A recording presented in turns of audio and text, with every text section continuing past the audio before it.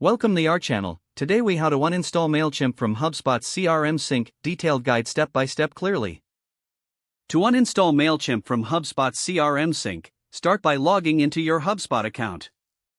Navigate to the top right corner and click on your profile picture. From the drop-down menu, select Account Settings. In the left sidebar, locate and click on Integrations. Under Integrations, find and select Connected Apps. Look for Mailchimp in the list of connected applications. Click on the Mailchimp integration to open its details. You will see an option to disconnect or uninstall the integration. Click on the Disconnect button.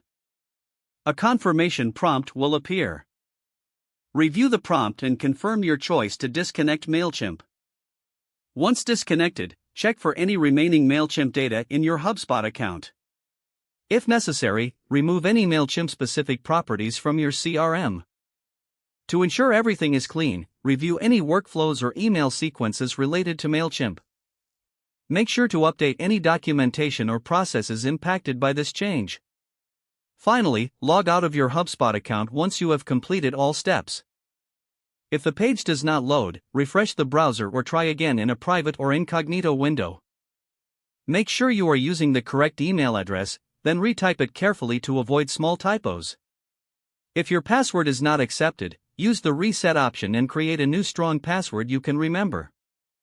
Check your spam folder for verification or security emails, then complete any requested confirmation steps.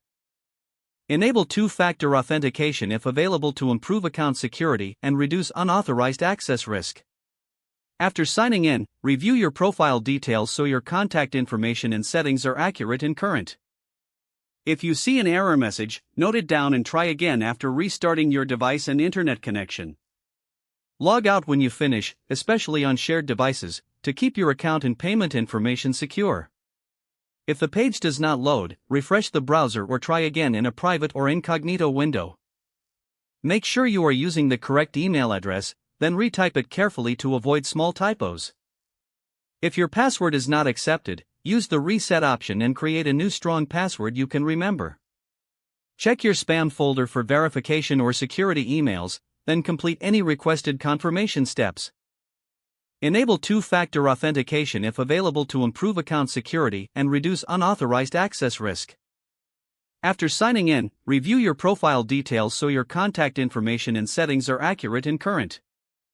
If you see an error message, note it down and try again after restarting your device and internet connection. Don't forget to like this video and subscribe to our channel for more step-by-step tech guides.